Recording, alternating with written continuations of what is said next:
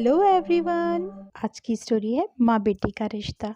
बेटी माँ के प्रति प्यार। मेरे घर के सामने एक घर में एक साधारण सी नौकरी करने वाला एक व्यक्ति अपनी पत्नी और इकलौती 14 वर्षीय बेटी कविता के साथ रहता था।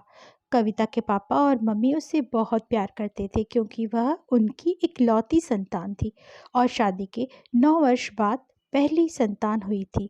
वे अपनी बेटी को बहुत ही लाड़ प्यार से पाल रहे थे और उसकी हर इच्छा पूरी करते थे। वे उसे किसी भी चीज़ की कमी महसूस नहीं होने देते थे।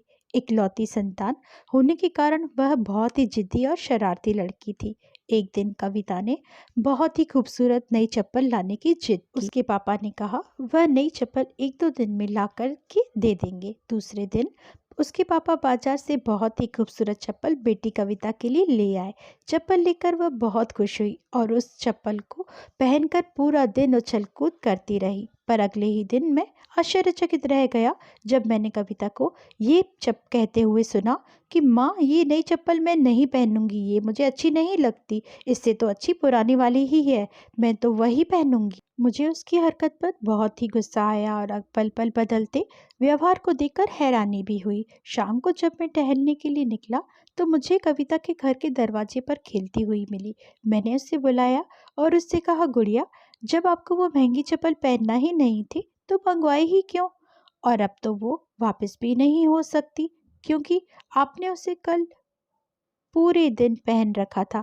मेरी बात सुनकर वो हंसने लगी और बोली, भैया, ये सब मैं मम्मी के लिए कर रही हूँ। मेरी मम्मी की चप्पल घिस गई थी। मेरे पापा की तनख्वाह ज़्यादा नहीं है।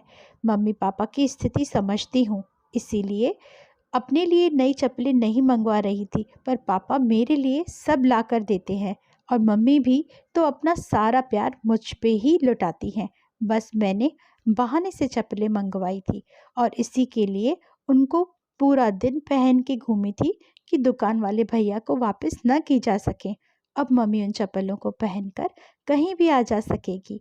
इतनी कम उम्र माँ के प्रति इतनी प्यारी सोच और प्यार देखकर मैं बहुत खुश हुआ और उस दिन से उसके प्रति मेरा नज़रिया, जो ज़िद्दी और अति शातिर लड़की का था, वो बदल गया।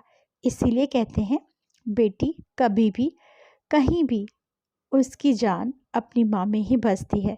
सच में माँ बेटी का रिश्ता अनमोल होता है।